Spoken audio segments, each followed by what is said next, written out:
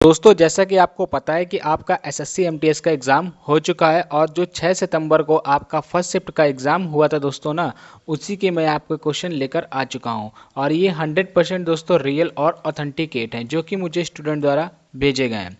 ये दोस्तों first shift के आपके क्वेश्चन है, तो वीडियो में आगे बढ़ने से पहले चैनल को सब्सक्राइब कर दीजिए और बेल आइकन को प्रेस कर दीजिए ताकि आपको एसएससी एमटीएस की पल पल की अपडेट मिलती रहे। और इसकी दोस्तों सेकंड शिफ्ट और आपको 5 अगस्त के ऑल शिफ्ट के वीडियो जल्द ही मिलेगी, तो चैनल से जुड़े रहें।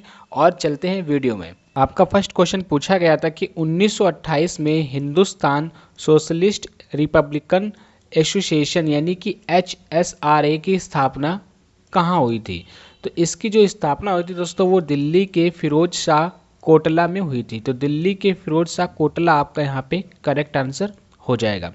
बात करते हैं किसके द्वारा हुई थी, तो ये चंद्रशेखर आज़ाद, भगत सिंह और सुखदेव थापा ने की थी। तो आपको ये भी फैक्ट ध्यान में रखना है कि चंद्रशेखर आज़ाद, भगत सिंह और सुखदेव थापा द्वारा यह हुआ था।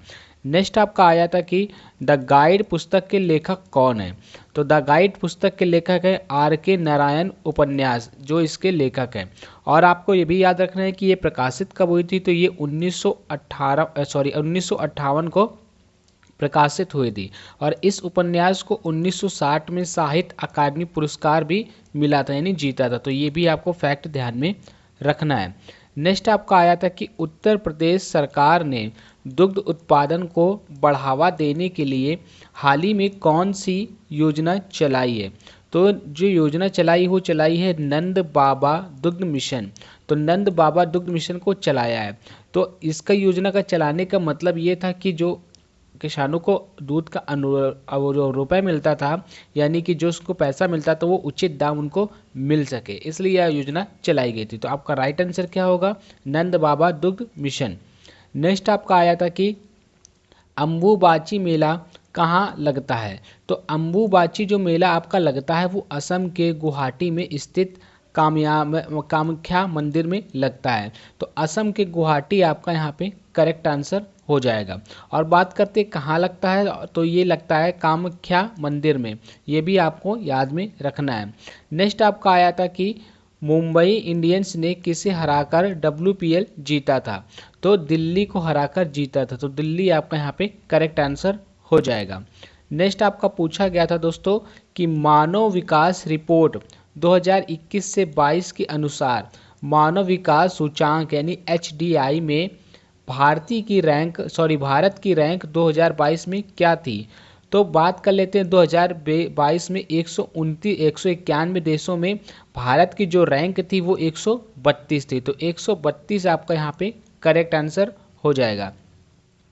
बात करते हैं कि मानव विकास रिपोर्ट संयुक्त राष्ट्र जो विकास कार्यक्रम है जिसको हम लोग UNDP भी बोलते हैं, ये द्वारा इसका प्रकाशित किया गया था। तो ये भी आपको फैक्ट ध्यान में रखना है कि इसको किसके द्वारा प्रकाशित किया गया था। तो इसको प्रकाशित किया गया था UNDP द्वारा प्रकाशित किया गया था।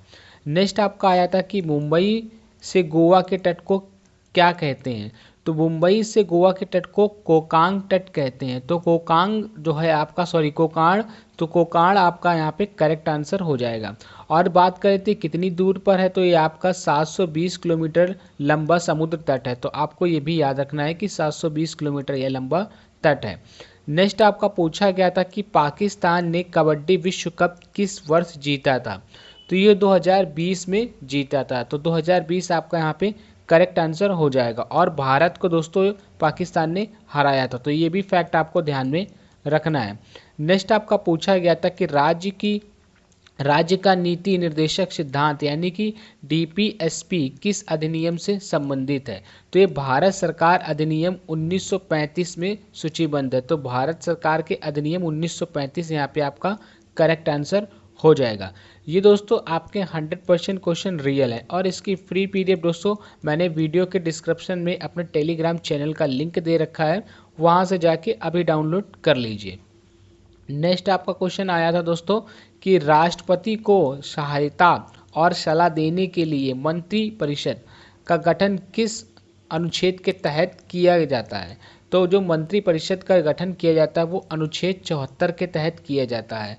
तो मंत्रिपरिषद से यह अनुच्छेद संबंधित है। तो आपका अनुच्छेद 74 करेक्ट आंसर होगा। बात कर लेते हैं अनुच्छेद 75 की, तो ये राष्ट्रपति के द्वारा प्रधानमंत्री की जो नियुक्त की जाएगी और प्रधानमंत्री की सलाह पर ही राष्ट्रपति अन्य मंत्रियों की नियुक्ति करेगा। तो अनुच्छेद 75 में इसका वर्णन है, तो ये भी फैक्ट आपको ध्यान में रखना है। नेक्स्ट पूछा गया था कि 26 जनवरी को गणतंत्र दिवस यानी रिपब्लिक डे ही क्यों मनाया जाता है। तो हर साल 26 जनवरी को गणतंत्र दिवस इसलिए दोस्तों मनाया जाता है क्योंकि इसी दिन पूरे देश में संविधान लागू हुआ था। तो ये आपका करेक्ट आंसर हो जाएगा, संविधान लागू हुआ था। ऐसे ही भी आपको क्वेश्चन पूछे जा रहे हैं दोस्तों, और हो सकता है आने वाले चैप्टर में आपका रिपीट भी हो जाए। नेक्स्ट आपका आया था कि भारत का स्वर्णिम चतुर्भुज परियोजना उत्तर से दक्षिण तक किसको किसको जोड़ता है। तो जिसको जिसको जोड़ता है वो आपके मुख्य 4 शहर हैं, सॉरी राज्य हैं आपके। तो 4 शहरों में दिल्ली और कोलकाता, मुंबई और चेन्नई। तो ये आपके करेक्ट आंसर दोस्तों हो जाएंगे। नेक्स्ट आपका पूछा गया था कि सोंगी मुखौटा नृत्य किस राज्य से संबंधित है। तो सोंगी मुखौटा नृत्य है दोस्तों वो महाराष्ट्र से संबंधित है। तो महाराष्ट्र आपका यहाँ पे करेक्ट आंसर होगा। तो ये महाराष्ट्र का दोस्तों सोंगी मुखौटा नृत्य भारत की समृद्ध लोक नृत्य संगीत परंपरा का एक अनूठा उदाहरण है। तो अनूठा उदाहरण, तो ये भी फैक्ट आपको ध्यान में रखना है। और यह मुखौटा नृत्य महाराष्ट्र में चैत्र माह की पूर्णिमा के दिन देवी पूजा के साथ किया जाता है। तो ये आपको फैक्ट ध्यान में रखना है कि यह किस माह किया जाता है। तो ये चैत्र माह की पूर्णिमा के दिन होता है। और इस नृत्य में 2 कलाकार नरसिम्हा का रूप धारण कर नृत्य करते हैं। तो ये सारे फैक्ट आपको दोस्तों ध्यान में रखने हैं।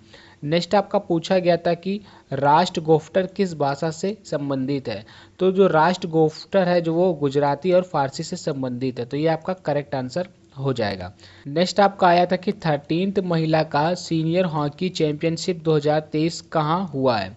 तो ये हुआ है काकीनाडा आंध्र प्रदेश में। तो काकीनाडा आंध्र प्रदेश आपका करेक्ट आंसर हो जाएगा।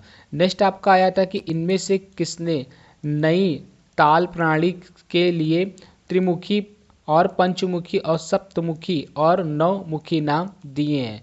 तो जो इसने दिए हैं वो है आपके मंगलम पल्ली बाला मुरली कृष्णा। तो मंगलम पल्ली बाला मुरली कृष्णा आपका यहाँ पे करेक्ट आंसर हो जाएगा। नेक्स्ट आपका आया था कि 31 अगस्त 2021 तक भारत में कुल कितने शास्त्रीय नृत्य हैं। तो दोस्तों 8 आपका यहाँ पे करेक्ट आंसर हो जाएगा। और बात कर लेते हैं कि जो 9 शास्त्रीय नृत्य हैं, तो भारत के संस्कृति मंत्रालय द्वारा भारत में 9 शास्त्रीय नृत्य शामिल किए गए, लेकिन आपका करेक्ट आंसर 8 ही होगा। क्यों होगा? क्योंकि छाऊ नृत्य को संस्कृति मंत्रालय ने शास्त्रीय नृत्य का दर्जा दिया है।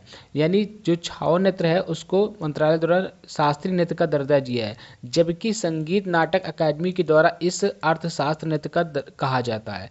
तो संगीत नाटक अकादमी के द्वारा अगर आपका जो पूछा जाएगा तो छाऊ नृत्य को इसमें इंक्लूड नहीं किया जाएगा, इसलिए आपका आंसर क्या हो जाएगा दोस्तों? 8।